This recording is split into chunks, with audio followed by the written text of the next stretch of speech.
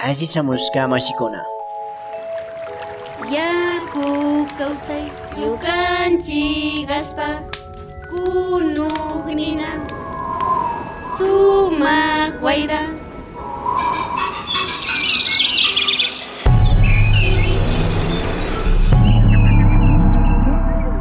Minga por la Pachamama, una ventanita entre el campo y la ciudad.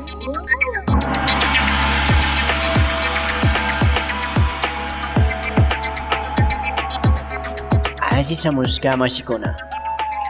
Asishamushka mashikuna. Bienvenidos y bienvenidas. Muy buenos días, amigos, amigas de la Minga por la Pachamama. Qué gusto acompañarles en esta minga, en este recorrido por los Andes. Muy buenos días, Marce.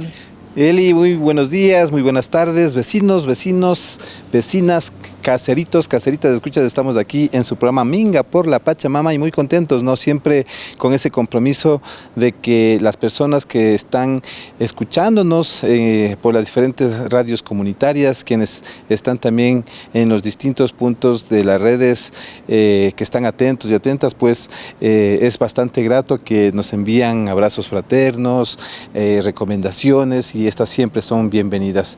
Así que muy contentos por estas oportunidades que nos permiten entrar, ¿no?, en estos espacios, en sus espacios, en las comunidades, en sus comunidades, y por supuesto, si usted está interesado en que nosotros también podamos irnos a los diferentes lugares del país, pues ahí se contacten con nosotros y con todo gusto pues estamos atentos y atentas. Y claro, no, siempre es lindo acompañarles en su día a día, en la casa, en el carro, en el bus, estarles acompañando y agradecerles, ¿no?, a las radios que tan gentilmente retransmiten el programa de la Minga por la Pachamama. Así que un saludo y un agradecimiento muy fuerte para Radio Latacunga en Cotopaxi, Radio Antena Libre en Esmeraldas, Radio Alfaro en Manabí, Radio Buen Pastor en Loja, Radio Erpe en Chimborazo, Radio Frontera en Tulcán, Radio Irfeyal en Pichincha, Radio Runacunapac en Bolívar, Radio Ideal Tena en el Napo, Radio Sucumbíos en Sucumbíos, Radio Salinerito en Bolívar, Radio La Voz de Guamote en Chimborazo, Radio Intag en Imbabura, y pues por supuesto por el canal del YouTube Corape Digital TV, y aprovechando pues enviando siempre los agradecimientos al equipo técnico de la Corape, como están en los controles Máster Felipe Mosquera, Paul Salas, y en el sonido a Karina Torres. Y en este programa entonces, Henry, Marcelo, tenemos sorpresas, así que vamos a ver qué es lo que pasa y abramos esta ventanita entre el campo y la ciudad. Vamos.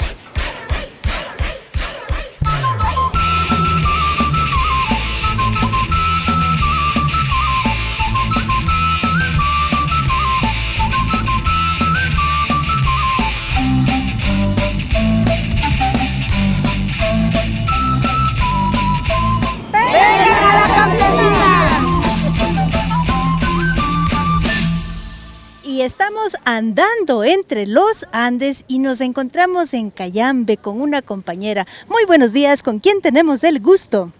María de Lourdes Uchiña. Compañera María, cuénteme, ¿en dónde nos encontramos el día de hoy? En Parque Yesnán, en la Feria La Campesina, donde estamos los días miércoles y los días viernes. En el parque, al frente del Parque Yesnán. Al frente del Parque Yesnán. En Cayambe, ¿no? Aquí justamente en Cayambe, en la ciudad de Cayambe. Oiga, ¿y desde cuándo usted viene acá a la Feria de la Campesina? Más o menos estamos nosotros ya, la asociación está 15 años donde va trabajando con todas las mujeres en bien de nosotros. Oiga, y esta labor de la producción de alimentos, difícil, trabajosa, ¿les recomendaría además alimentos sin agrotóxicos, entiendo? Nosotros ofrecemos a todos los clientes que vengan, nos visiten la feria es en sí agroecológica. Nosotros ofrecimos el producto de mata, como es de la tierra a la olla. Productos fresquitos además, ¿no? Recién cosechados. ¿Cuándo cosechó usted estos productos? Yo coseché ayer de tarde, hicimos el acopio para venir los miércoles. Oiga, ¿y qué le parece si les hace una invitación a los amigos, a las amigas que viven aquí en Cayambe o que viven en otra parte del país, pero que si están por aquí por Cayambe pueden pasar, venir a ver este espacio de la Feria de la Campesina? Allá, a ellos. Nosotros ofrecemos que nos visiten, que en caso que estén por aquí, que nos pasen visitando. La feria está frente al Parque Yesnán, de las 7 de la mañana a las 12 del día, los miércoles y los viernes. Entonces, amigos, amigas, visite la Feria de la Campesina, justamente frente al Parque Yasnán, los miércoles y los viernes de 7 a 1 de la tarde, donde va a encontrar unos deliciosos productos frescos. Para finalizar, ¿qué le parece si les manda un mensaje a esos consumidores que están buscando dónde encontrar esos productos sanos, esos productos frescos, libres de agrotóxicos? Bueno, nosotros ofrecemos todo lo que es orgánico, o sea, trabajamos en nuestras tierras y ofrecemos todo lo que es orgánico, alimento sano. Les invitamos que nos visiten a nuestra feria.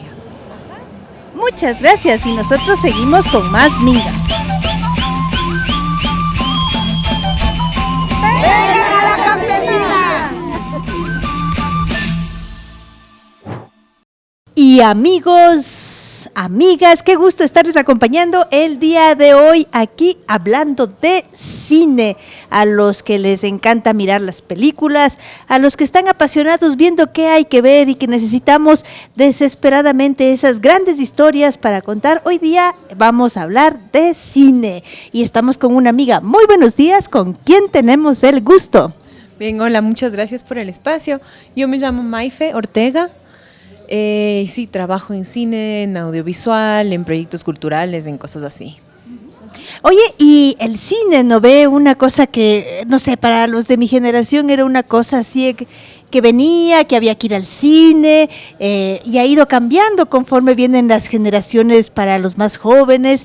¿Cómo has vivido tú? ¿Cómo fue ese encuentro con el cine? Bueno, definitivamente creo que se ha ido simplificando, ¿no? Yo me acuerdo cuando yo fui parte de del Festival de Cine Cero Latitud, hace un poco más de 20 años. Y claro, las películas llegaban todavía en cinta, de 35 milímetros, tocaba empatar todo y eran unos rollos enormes. Ahora se manda un archivo digital que se llama DCP y ya. ¡Guau! En cinta, en cinta. Quiere decir que las películas venían como en los cartuchos fotográficos. En rollos, y tenías que empatar los rollos. O sea, con masking, con scotch, con... Bueno, con una cinta especial, sí. No, con la brujita no, eso te aseguro.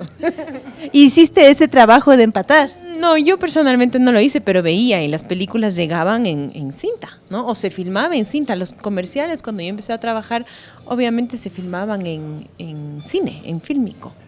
O sea, con esas, como se ve en la antigüedad, con esas grandes ruedas que iban cargando los camarógrafos. Pero la antigüedad es de hace 20 años nomás. Bueno, pero... Dinosaurio, aquí sí. Bueno, pero en realidad pensando, ¿no? Cómo esta cuestión de la digitalización de la vida ha cambiado esto que nosotros llamamos analógico, ¿no? Como el material en donde se plasma se vuelve más digital y eso ha facilitado la vida en el cine, ¿no? Más el internet y todo lo demás. Sí, ha facilitado y ha complicado porque, bueno, por un lado es mucho más fácil hacer cosas, contar cosas, te agarras del teléfono y ya tienes algo que contar. Pero un poco el problema es que nos hemos vuelto más bien como consumidores, entonces nos pasamos viendo y no pasamos necesariamente a la acción. Entonces, eso puede llegar a ser un problema, pero definitivamente en cuanto a la tecnología es una ventaja si es que nos asuntamos. Claro, en realidad sí, no, pero lo que dices del tema de que solo te vuelves como consumidor pasivo, que estás viendo con el dedo y con la cabeza agachada, corazón, me gusta, que está poniendo, que me entero de la vida de los demás. ¿Y cuál sería entonces si no queremos ser estos consumidores pasivos, ¿qué sería entonces lo que tendríamos que ser? ¿Qué tendríamos que buscar ser? Bueno, creo que todas las personas tienen normalmente algo que decir, ¿no? Una opinión, un comentario, unas ganas de decir algo, un dolorcito que necesitan sacar. Y muchas veces esos son temas compartidos, ¿no? Entonces, decir, porque a la final es expresarte, es poner tu voz, plasmar un tema, que muchas veces cuando uno va, por ejemplo, al cine a ver, se da cuenta, pero si eso me ha pasado a mí, yo he pasado por eso, ¿no? Entonces es una forma de compartir vivencias, de hablar de tu entorno, de lo que ocurre en tu alrededor, de tu cultura, de los problemas. Entonces, sí, es plasmar eso en algo que los demás puedan verlo. Simpático, ¿no ve? Esto de contar. Hoy viene ya más allá de la tecnología y de los aparatos, viene esta lógica de contar tu historia, de contar lo que estás sintiendo. A veces es difícil eso de contar. A veces, a veces no nos enseñan a contar. A veces hay que comer calladitos, hay que lavar los platos, educaditos. Este ejercicio de contar, ¿cómo hacerlo? Sí, es bien profundo porque en realidad antes de poder contar tienes que poder procesar, ¿no? Primero entender qué te está pasando y de ahí procesar y de ahí encontrar la forma de contar, de hablar, de decirlo y romper con un montón de estos tabúes a la final de, pero eso no se debe decir o, qué pena, qué vergüenza o, no, solo me pasó a mí, a nadie más. Pero en realidad te vas dando cuenta que no, que son vivencias que todos hemos compartido y muchas veces hemos normalizado. Violencias, por ejemplo. Y uno como está solito, ya se calla, educadito. Y no, justamente hay que sacarlas a la luz. Y una forma es a través del audiovisual y en este caso de nuestra charla de hoy, del cine. Qué simpático, ¿no ve? Porque también es de alguna forma liberador, o sea, compartir estas cosas, estas vivencias que están como adentro, que además nos da un poco de miedo, de recelo, porque también contar significa de alguna manera exponerte, ¿no? Significa de alguna manera estar en un espacio público, como aquí frente a las cámaras, por ejemplo. Sí, por eso uno escoge estar detrás de cámara, no delante, pero hoy día nos tocó al revés. Oye, pero entonces este poder contar, que puede nacer también no solo en el cine, pero también, por ejemplo, en la casa, en la familia, que de alguna manera es como plantear una situación, algo que tú quieres contar. ¿Por qué será importante? ¿Por qué no quedarse calladito? Bueno, definitivamente es importante poder entender qué es lo que a uno le pasa y sacarlo, ¿no? Conversar, decir. Ahora, no siempre eso es bien recibido por el entorno, ¿no? A veces tienes algo que quieres decir a tu familia y no sabes cómo y te das las vueltas, después ya te quedas callado. Pero el rato en que logras sacarlo, generas un cambio. Generas un cambio porque tú estabas mal, finalmente te acomodas y los demás tendrán que acomodarse a la nueva situación, ¿no? Y eso genera un cambio, eso genera una posibilidad de salir de patrones que de pronto son negativos, ¿no? O que te oprimen y no te permiten ser tú, no te permiten llevarte con el resto, ¿no? Importante, ¿no? Este ejercicio de un poco conocernos por el interior, que a veces eso tampoco no nos conocemos, a veces no entendemos qué es lo que nos pasa, qué es lo que sentimos, pero luego de entendernos o de medio de tratar de entendernos, este ejercicio de conversar, de compartir. Y entonces el cine tiene esta misma función como en chiquito, que pasa en las personas, pero lo amplifica al grande, ¿no? Al gran escenario. ¿Cómo fue ese encuentro? ¿Por qué te dijiste yo quiero trabajar en cine? Bueno, a mí creo que me gusta mucho contar historias, pero ser también este puente que ayuda a que las historias lleguen a otros lugares, a otras personas, ¿no? Entonces, por ejemplo, si tú tienes algo que decir, ya mínimo nos vamos a sentar tú y yo y encontremos una forma de materializar eso para que los demás puedan saber de eso, ¿no? O puedan enterarse. Y creo que a lo largo de todos los años que he venido trabajando, siempre me he encontrado con temas que me han parecido poderosos, importantes para compartir con el resto, ¿no? En algún momento organicé un festival Cine Sordo para entender cómo es el mundo sordo, la cultura sorda, más allá de que hablamos de una discapacidad, hay toda una cultura detrás, ¿no? Sobre todo con las personas que son sordas signantes, que usan la lengua de señas del Ecuador, por ejemplo, aquí.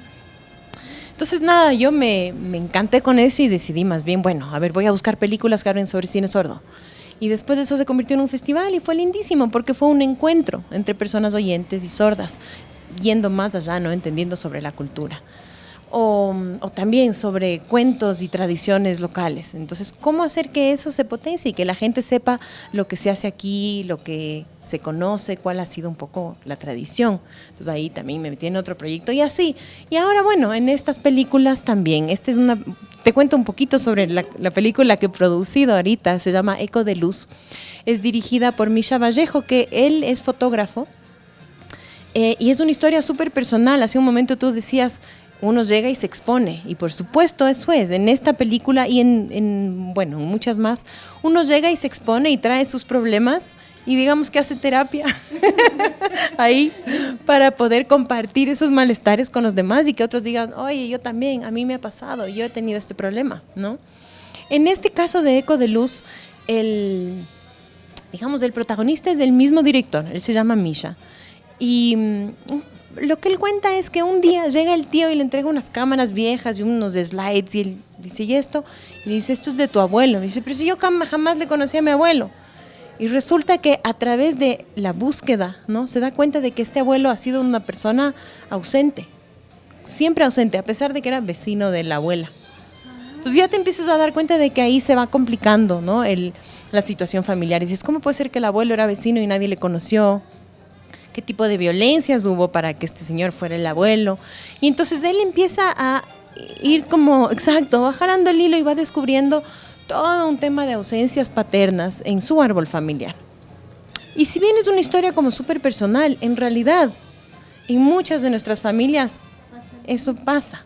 Y donde nosotros hemos puesto un poco el interés es, en lugar de glorificar el trabajo de las mujeres, de las madres abnegadas, que por supuesto nadie lo va a negar, es decir, a ver, espérate, hay una contraparte. ¿Cuál es esa contraparte? Las ausencias paternas. ¿Dónde están? ¿Por qué? Y entonces ahí nos lleva esto a la reflexión de cómo es la construcción de las masculinidades y por qué se dan este tipo de cosas, ¿no?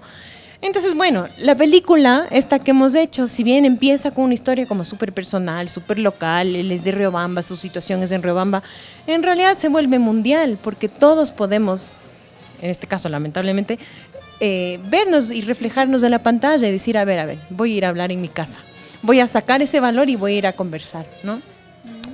Ahora, la forma en la que hemos hecho esta película es como visualmente bien atractiva, trabajamos mucho con la fotografía, porque como es fotógrafo el Misha, entonces a él se le ocurre recrear el álbum familiar con la cámara de este abuelo. Porque además no hay un álbum familiar y de ley, no sé, pues todos creo, todavía en nuestra edad, hay un álbum familiar en la casa, ¿no? Ponte, esa es una cosa mala de la tecnología, que hoy en día ya no imprimimos las fotos. Pero bueno, sí, es un paréntesis. Entonces, bueno, la excusa de esta película es recrear el álbum familiar. Eso. Y entonces, amigos, amigas, ¿usted tiene su árbol familiar? O sea, su árbol de quiénes son sus papás, sus abuelos, sus tíos, esta memoria como histórica, y ir viendo, ¿no?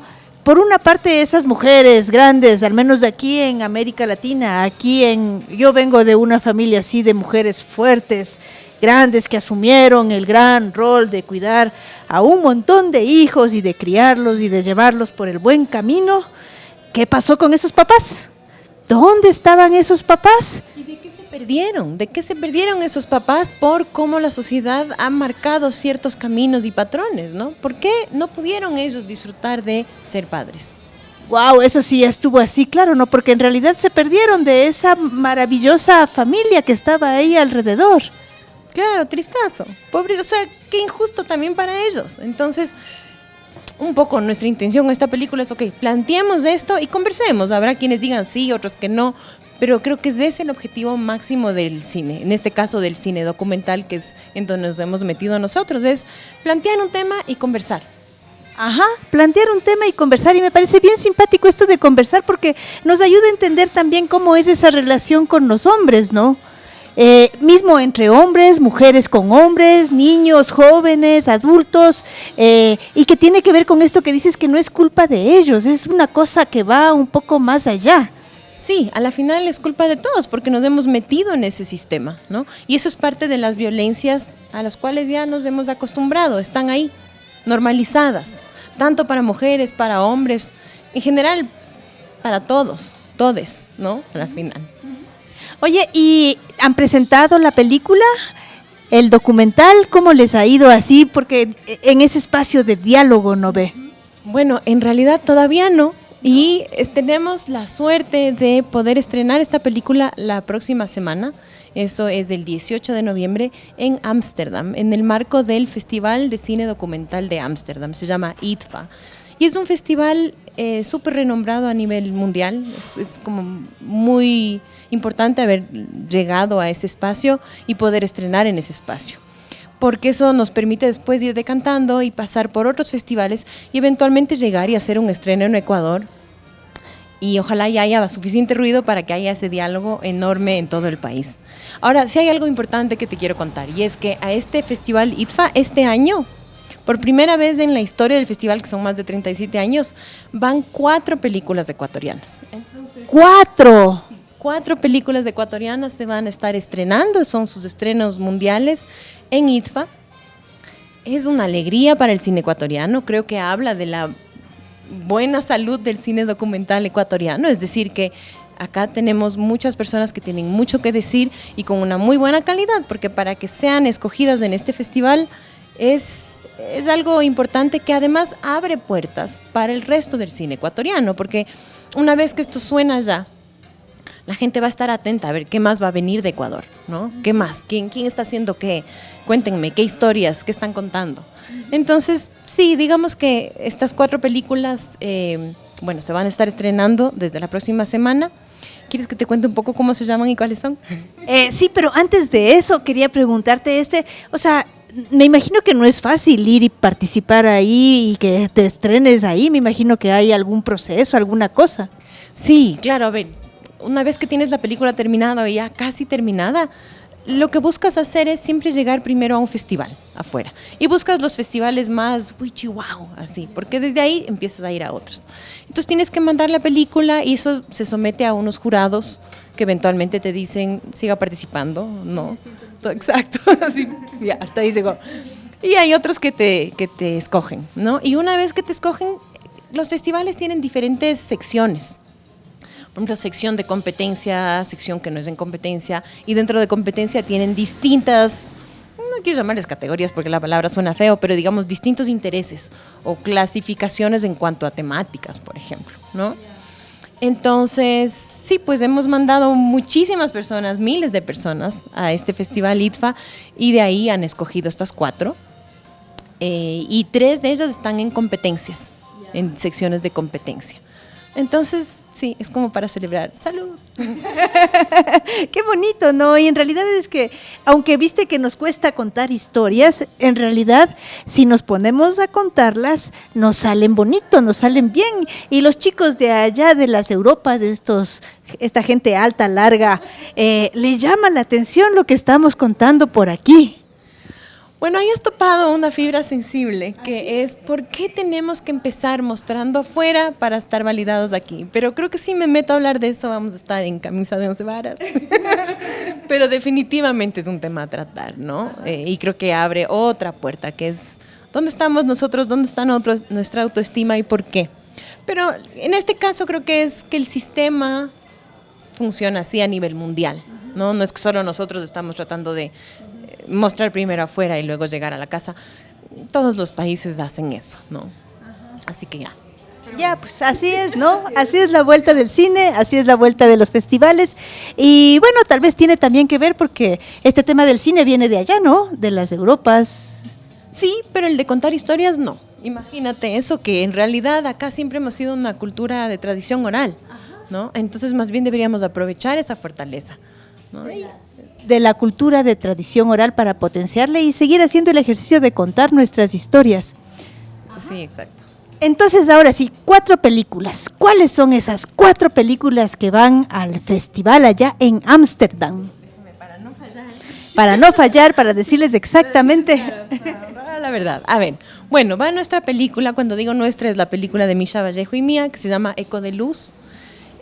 Nosotros estamos en competencia internacional y nos han nominado a Mejor Ópera Prima, porque es la primera película que hace Misha, porque él es fotógrafo, pero fotógrafo fijo. Entonces esta es su primera película. O sea que ópera prima significa... La primera película que haces, la primera o máximo segunda película que haces. Entonces el que nos hayan nominado quiere decir que les ha parecido que está como bien y que quizás, tal vez, con suerte, cruzando los dedos, podemos llevarnos ese premio, ¿no? Ay, qué bonito, y compites en realidad ahí con el mundo. Con todos los que han llegado, sí. Entonces, por ejemplo, en nuestra sección hay otras 12 películas, ¿no? Ay, eso. Pero bueno, te cuento de las otras, ¿ya? La otra película se llama Huaquero. Huaquero es dirigida por Juan Carlos Donoso y producida por Cristian Rojas. Y ellos también están en una competencia que se llama Envision, o sea, envisionar o como mirar, ¿no? Y esa es una película, te voy a leer así para no fallar a la verdad, es una película que se grabó en la costa norte del Ecuador, en la isla La Tolita, con niños afroecuatorianos. Y entonces, claro, lo interesante de esto es que son niños que se juntan para recolectar artefactos precolombinos que trae el mar, ¿no? Entonces, bueno, ahí de eso va ese documental, ¿no? De cómo estos niños encuentran estas piezas, cuál es la relación con los turistas, quién le da valor a estas piezas, en fin, es como, va de eso, es un largometraje. La otra película es una que se estrenó aquí en el Festival Edoco. No sé si de pronto ustedes fueron, yo no pude ir a verla, pero se llama Toro Boro, el nombre de las plantas. Y esta es una película hecha por Manolo Sarmiento, a quien seguramente conocen por la película sobre Roldós.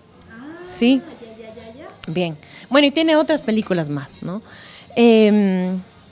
Y la última película, digamos la cuarta, es un cortometraje, es una película cortita. Es de un chico que estudió, me parece, en la U Artes, se llama Will Paucar, y su productora es Carla Guevara. Y esta es una película corta, un poquito más experimental, que habla sobre recoger un poco los pasos de su madre en épocas de conflicto bélico entre Ecuador y Perú, ¿no? Sí. Entonces, bueno, como ves, todos estos temas de estos documentales hablan sobre situaciones que ocurren en el Ecuador, no necesariamente en Quito, pero en el Ecuador. La nuestra, por ejemplo, es en Chimborazo, ¿no? Tiene que ver con Riobamba. Entonces, sí, es bien interesante ver cómo las personas tienen algo que decir y lo pueden plasmar, ¿no? Y así se va compartiendo un poco qué es el Ecuador, porque el Ecuador no es banderita tricolor y punto. Sí, problemas de que se nos va la luz. Bueno, somos mucho más que eso, ¿no? Hay gente que está ahí con muchas historias. Y estos son solo 4 historias de tantas que se hacen en el Ecuador, porque en realidad en nuestro país se hace muchísimo cine documental, también ficciones, pero el cine documental es súper fuerte, poderoso y entonces así, eso te quería contar que, ok, estamos hablando de ITFA, que es como que este gran festival en Ámsterdam, pero en Ecuador también hay varios festivales, ¿no?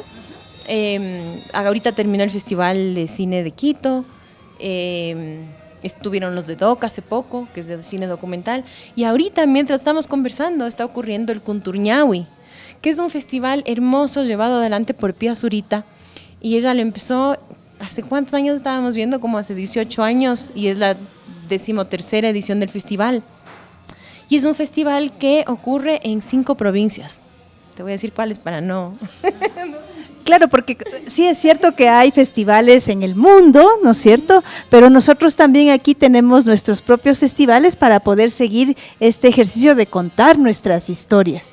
Claro, y de compartirlas, no necesariamente en salas tan grandes como, qué sé yo, acá en el 8:30, o los multicines o los supercines, que por supuesto son salas importantes, grandes, que tienen un tremendo sonido y tal, pero en otros lugares donde uno necesita poder llegar y acceder al público.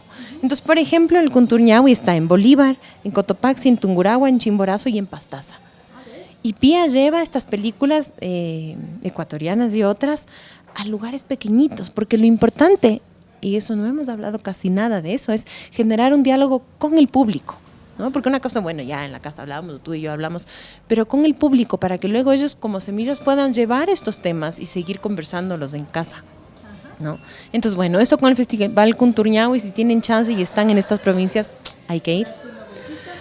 ¿Por dónde se puede ver? ¿En dónde se puede ver la programación? Sí, en la página del Festival Kunturñawi, eso es sin ñ, por supuesto, y con K, ¿no? festivalkunturnawi.com, ahí pueden acceder y ver. Y el otro festival que está muy próximo a ocurrir es el Festival X, que es un festival de cine feminista en el cual se tratan temas de mujeres, niñas, y sí, varias temáticas, son películas extranjeras. Y ocurre también en distintos lugares de Quito y creo que del Ecuador. Creo que viajan también a distintas ciudades. Déjame te busco para que puedan ver. Eso es festivalxequis.com, ¿no?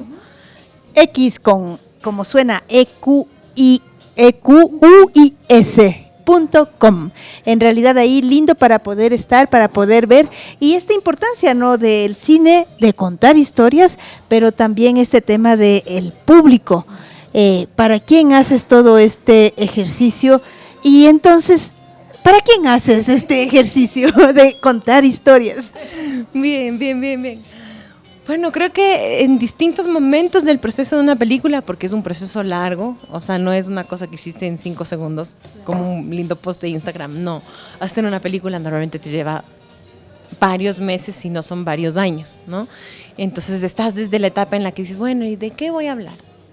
A ver, escribamos una idea, a ver, entrevistemos si es documental, o redactemos un guión, ya. Entonces ahí continuamente vas pensando en de qué estoy hablando, por qué estoy hablando de esto. Luego te pones a filmar, luego te pones a editar, entonces en la mesa de montaje sigues armando el discurso, vas cambiando imágenes y dices, cambió de sentido. Ay, otra vez. Y si le pongo una canción, mira cómo cambia, mira cómo se potencia. Oh, no, se puso horrible, regresa. ando, claro, manzana Z, así. Entonces es un proceso súper largo. Y por supuesto, a lo largo de ese tiempo vas pensando en qué estoy haciendo, todavía creo en lo que estoy haciendo y para quién lo estoy haciendo, ¿no?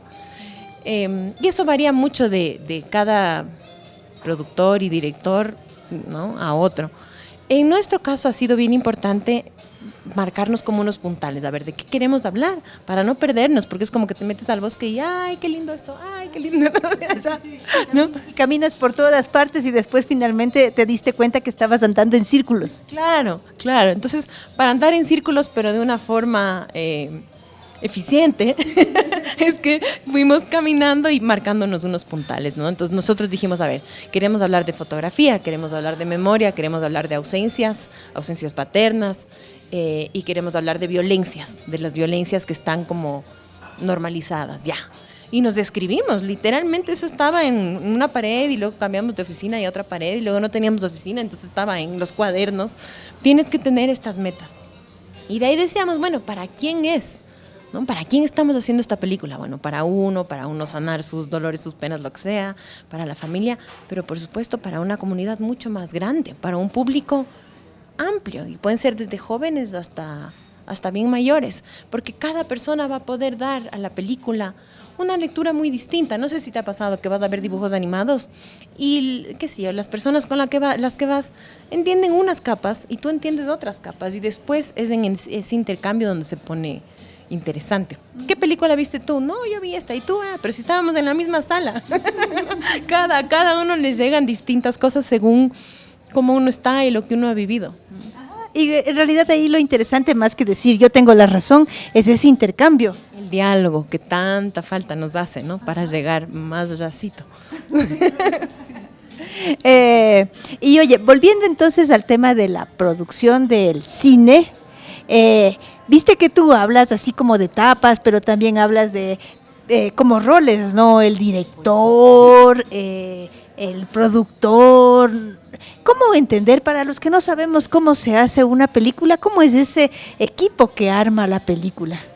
Bien, a ver, creo que la forma más fácil de entender para alguien que no tiene nada que ver con el cine es cuando vas a organizar una fiesta en tu casa.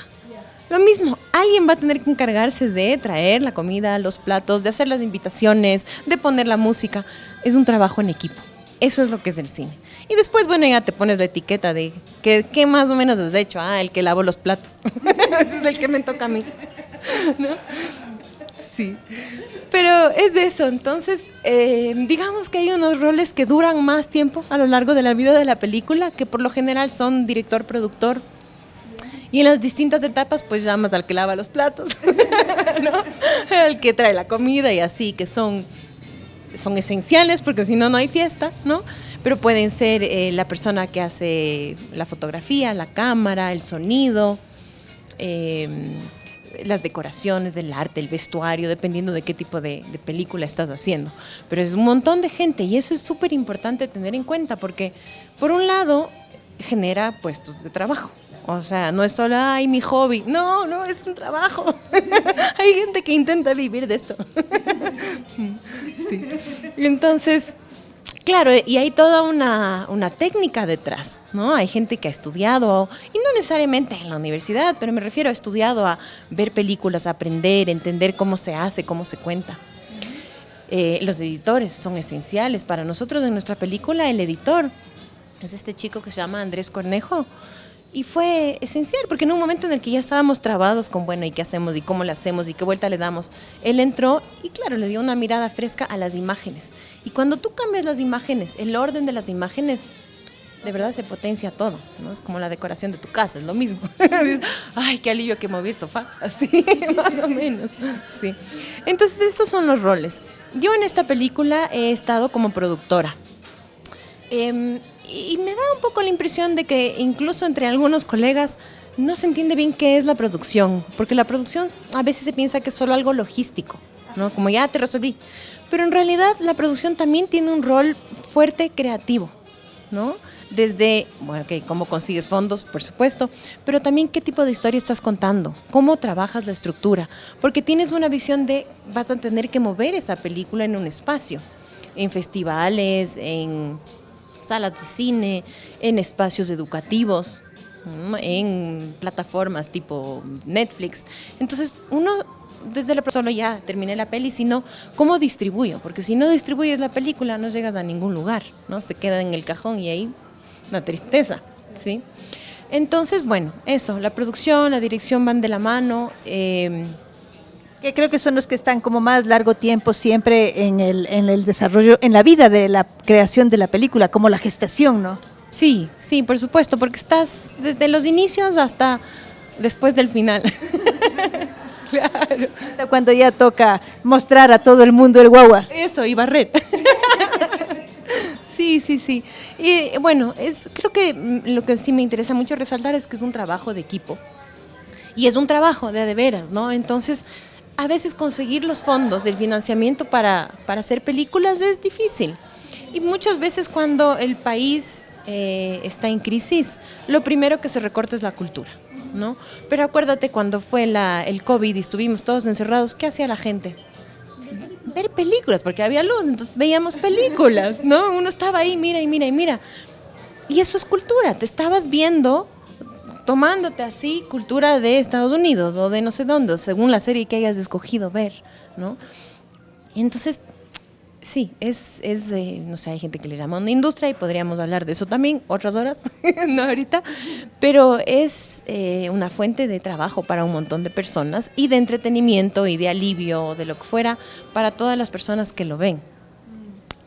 Sí, ¿no? En realidad este maravilloso mundo del cine, este maravilloso mundo de poder contar historias, que tiene que ver, que ahora es como que, si bien es cierto, hay como este ejercicio de hacer las películas, que tiene como toda esta industria, esta capacidad de irte a festivales y participar y mirarle así como ese espacio más que da empleo, por ejemplo, que es como muy interesante y que nos alimenta, ¿no? Que nos alimenta sobre todo en este ejercicio del diálogo, en este ejercicio de poder conversar, que creo que es algo que nos hace falta, al menos aquí en el Ecuador, pero creo que también en el mundo, ¿no? Que estamos perdiendo, siendo que el diálogo es una de las cosas que nos ha llevado a poder desarrollarnos en este sistema en el que vivimos, porque tenemos que ponernos de acuerdo en ideas.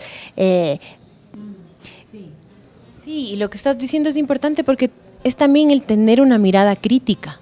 No es solo ver por ver y, ya, qué lindo. No. ¿Qué viste? ¿Qué información te llegó? ¿Con qué te estás quedando? Y poder tener esta mirada crítica y no creerte todo lo que te están diciendo, ¿no? Y analizar y decir, a ver, espérate, por ejemplo, en noticias, vi esta noticia, pero ahora vi esta noticia. No ser pasivos, nuevamente, es como, ¿qué estamos viendo? ¿Qué nos están diciendo? Porque todo es una construcción Incluso el documental, uno a veces piensa el documental es que esa es la verdad. No, esa es una verdad y fue contada desde un punto de vista. Entonces cada persona tiene una verdad, lo que tú estás viendo ahorita no es lo que yo estoy viendo ahorita, ¿no? Entonces yo voy a llegar a mi casa a contar y tú a la tuya. Y en ese diálogo es donde vamos a generar un entendimiento, ¿no? Un conocimiento. Y eso es de verdad súper, súper importante. Entonces, si se pudiera incluso desde las escuelas generar estudios de la imagen, que los niños y niñas puedan empezar a estudiar la imagen y no ser tan inocentes en ese sentido de creerse lo que sea. Y hablo de los niños porque a la final uno puede todavía meter muchas esperanzas, ¿no? Es un poco adultocéntrico lo que digo, pero deberíamos empezar desde nosotros mismos, ¿no? Siendo más críticos con qué vemos. Esa cantidad de fake news que circula y te llega y dices, mira, a ver, espera. ¿Qué vas a repetir? ¿Vas a repetir lo que acabas de ver? ¿Será verdad? ¿Estará como, no sé, certificado, verificado? Sí. ¿La fuente será la fuente que nos permite hacerlo? O Entonces creo que es bien bonito invitar a la reflexión de ser más críticos con lo que vemos y ser más críticos con lo que decimos, para que las palabras que salen de uno, las historias que salen de uno, estén pasadas por un filtro de, a ver, ¿necesito contarlo? Sí. ¿Qué de bueno va a traer? Por más que se hable de temas súper duros y peludos, ¿no? ¿Qué de bueno va a traer? ¿Cómo voy a generar yo quizás un cambio positivo en mi entorno con esto, al plantearlo y al hablarlo? Porque uno muchas veces se queda con imágenes. No sé si tú te acuerdas de publicidades de cuando eras niña, y yo me acuerdo y se quedaron grabadas, frasecitas y cosas, o shows de televisión. Entonces, esa cultura visual, ¿no? ¿Con qué nos hemos nutrido? ¿Con qué queremos seguirnos nutriendo y que nuestro entorno también, ¿no? se va moldeando? Entonces, creo que es bien importante ser cuidadosos con lo que vemos, es como lo que comemos, no vaya uno a intoxicarse por ahí. importantísimo, ¿no ve? Este tema de ir pensando, ir reflexionando alrededor de que ya que tenemos tantas imágenes que llegan a nuestros teléfonos, que llegan a las retinas de nuestros ojos, ¿les cree? ¿No les cree? ¿Por qué les cree? ¿Por qué no les cree? ¿Por qué es importante ir viendo qué relación tiene esa foto con la misma realidad con la que yo estoy viviendo? ¿Qué relación tiene esa noticia que me plantean con lo que yo estoy viviendo? ¿Es cierto o no es cierto? Y lo que tú dijiste hace un momento, ¿por qué necesito creer eso? Entonces muchas veces uno solo recibe, bueno, ya, no. ¿Por qué? ¿Por qué estoy viendo esto? ¿Por qué necesito creerme eso? Quizás no es eso. Quizás necesito buscar otras fuentes, complementar mi conocimiento y eso, ser críticos todos, ¿no? No criticones, críticos. Críticos, ¿no? Aprender a nombrar también las cosas de la realidad, porque tal vez una de las cosas simpáticas que tienes en este proceso de contar historias es que tienes que hacer un esfuerzo que puede ser individual, pero también puede ser colectivo, en el que comienzas a dar nombres, palabras a cosas, a sentimientos, a emociones y a realidades que están a nuestro alrededor. Y esas grandes palabras, ponernos de acuerdo entre todos es complicado, pero creo que también ahora estamos como solo recibiendo esas palabras de afuera, pero no les pensamos, no les ponemos como la carnecita nuestra de nuestra propia realidad. Sí, y al repetirlas, pensar, ¿por qué estoy repitiendo eso? ¿No? ¿Es esa verdaderamente la palabra que quiero usar? ¿Es de eso lo que quiero decir? ¿No? Lo escuché, los vecinos dijeron y ahora con todo lo que estamos viendo es como pausarse un rato y decir, a ver, ¿qué estoy diciendo? Porque eso está entrando en mi cabeza y es un discurso. Yo no sé, seguramente a todos les pasa, no soy solo la única loca aquí, pero siempre tengo pensamientos y pensamientos, ¿no? Escuchar esos pensamientos, poder agarrarles y decir, ¿por qué me estoy diciendo esto? ¿Me sirve o no me sirve? Sí me sirve. No, esto no me sirve. Fuera de aquí, ¿no? A veces no queremos ni detenernos a ver qué, ¿no? La autopista de pensamientos que están ahí, que son pensamientos que alimentan luego también el espíritu, o viceversa, ¿no? Entonces solo detenerse. Un ratito a detenernos a ver lo que miramos, pero también lo que pensamos, ¿no ve? Y ahí es que tenemos esa posibilidad en realidad de decir esto me sirve y esto no me sirve, y lo que me gusta y lo que no me gusta, y ahí poder ir diciéndole, tú que me estás haciendo sentir mal, que me estás haciendo sentir chiquita, que me estás haciendo sentir triste, te pauso. Claro, pensamiento que no me sirve, chao. ¿Por qué me estoy autodestruyendo o auto mal alimentando, no? Y uno tiende a culpar, pero en realidad es más como buscar la responsabilidad de uno mismo en cuanto a lo que le ocurre con el entorno. Pues facilito, ay, no, es que es tu culpa, es que no, es que la vecina, es que no sé qué. A ver, ¿qué hice yo? ¿No? ¿Cómo puedo yo cambiar esto que está en mí? Y bueno, eventualmente se irá cambiando hacia afuera. No sé. Además, nosotros en realidad que tenemos esa tendencia a que siempre queremos salir limpiecitos y eficientes, y entonces como no fui yo, fue el otro. Entonces, es como eso, ¿no? Vernos, no pasa nada si es que asumimos o aceptamos que algo lo hicimos mal, falló, o sea, es ya lo siento, sí, o sea, así sucedió, así pasó. Y también tiene que ver con este tema de los pensamientos, lo que dijimos, el diálogo, las palabras que se hacen en colectivo, ¿no es cierto? Sí, es muy lindo lo que dices porque estas construcciones no es que ocurren en 30 segundos y se acabó. Estas construcciones son relaciones y ocurren a lo largo de la vida, ¿no? Entonces, y vuelvo un poco a nuestra película, es eso, en esta película, el director se da cuenta que el rollo que él está teniendo no es necesariamente con el abuelo o el bisabuelo que estuvieron ausentes, pero es con su propio padre. Entonces, tener que ir y hablar donde el padre y decirle, oye, ¿qué pasó? ¿No? Y que el padre, después de 40 años, ¿no?, de haberlo vivido, por eso decimos que es un proceso, pueda decir, sí, cierto, y reconocer su falla, su falta, su lo que fuera. Es lo único que te genera un espacio para el cambio. ¿No? Es como, ok, sacaste todo, ya, y ahora hay nuevo espacio para crear o construir algo distinto.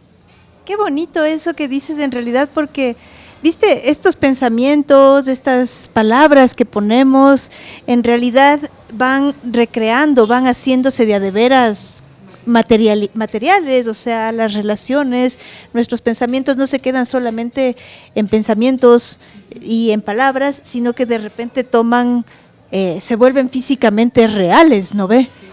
Y ese es importante, pensar bien qué hablamos, qué decimos, lo que pensamos, lo que miramos. Sí, es esto de, a ver, yo creo, pero crear, uno está creando físicamente algo, pero también está creyendo, ¿no? Entonces, ¿qué estás creyendo? ¿Qué estás creando? ¿No? Va por ahí, ¿qué estás materializando? Para ti, para tu entorno, ¿no? Hay que, por lo menos a mí sí me gusta mucho pensar en el entorno, en cómo uno puede hacerle un bien a uno, a la familia, pero a su comunidad, a su entorno, para así, ojalá, estar en un mejor lugar. Sí, ¿no? En un mejor mundo, a pesar de que no tenemos luz, a pesar de que estamos con, como es este tema del calentamiento global, la pasamos de incendios, próximamente seguramente va a pasar aluviones, no lo dude, pero preparémonos, o sea, bueno, yo también estoy diciendo y les digo, amigos, amigas, que sí estoy pensándolo y aunque veo que el escenario se va poniendo así, el ejercicio que estamos haciendo desde la Minga es tratar de no mirar el escenario terrorífico del miedo, sino qué hacemos en colectivo para nombrarlo y para resolverlo. Por ahí más o menos estamos viendo, y en el cine, entonces, entiendo que también es esa posibilidad que te permite repensarlo.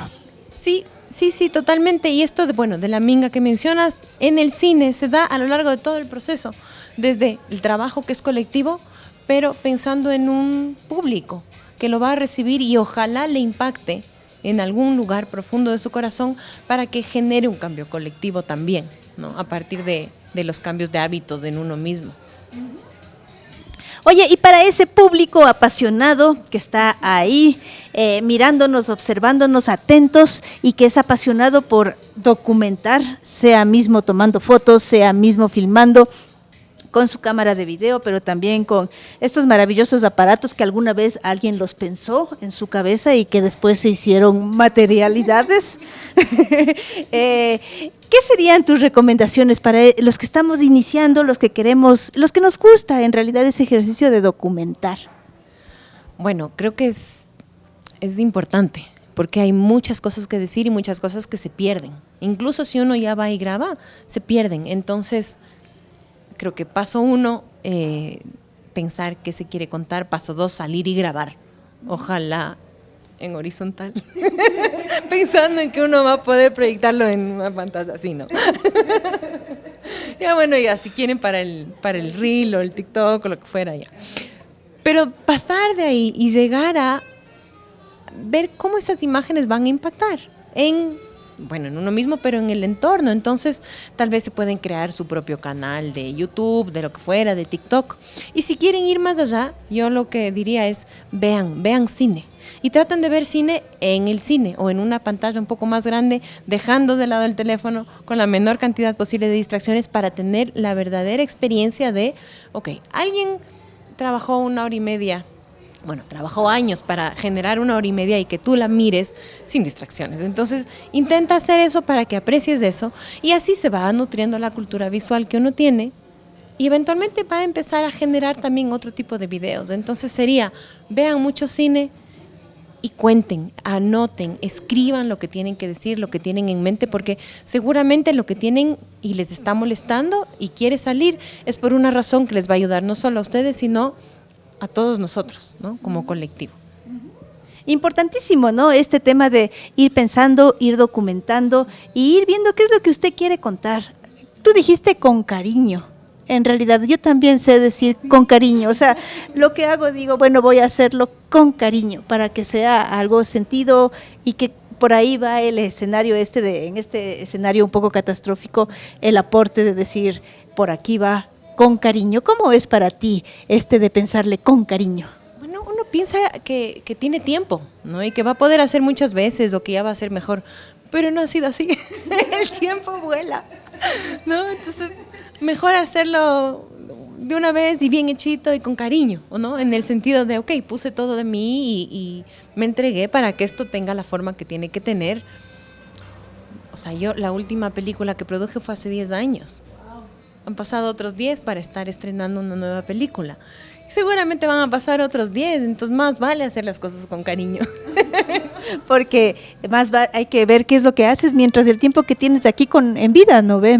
Sí, y disfrutar, ¿no? O sea, con cariño creo que es súper amplio porque es eso, es disfrutar, hacer las cosas bien, tratándose bonito uno mismo y a los demás, ¿no? Hay gente que ya se enoja y bueno, también hay formas de hacerlo más bonito, ¿no?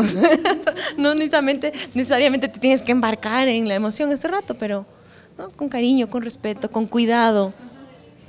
Y sí, la emoción está ahí, pero tienes que sostenerla un ratito y después dices, oye, me enojé contigo por esto, preferiría que la situación se dé así y yo estoy dispuesta a poner tal cosa de parte. Hermoso, es una comunicación no violenta que te lleva un poquito más allá y la relación quizás se sostenga y se mantenga. Uno dice, esta persona nunca más le quiero volver a ver. Puede que no le vuelvas a ver, pero puede que le tengas que ver el resto de tu vida. Entonces mejor si tratas de llevarte bien, ¿no?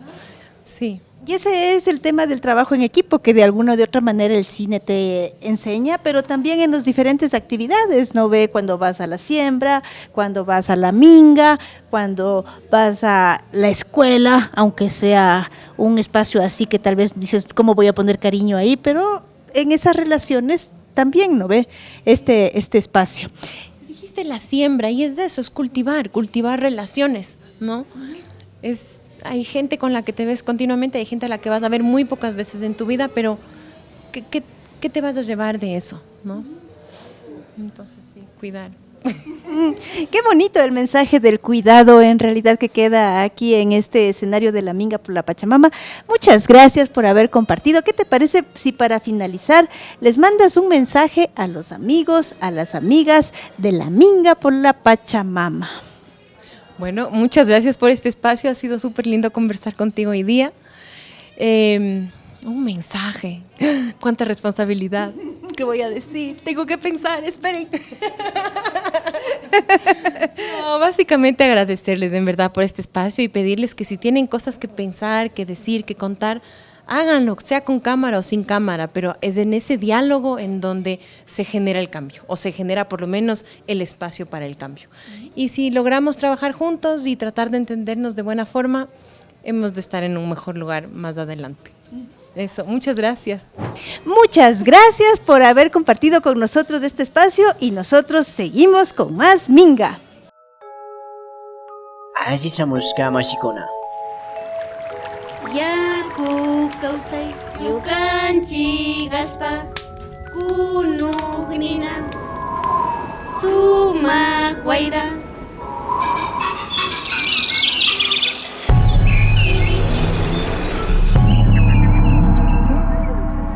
Minga por la Pachamama, una ventanita entre el campo y la ciudad.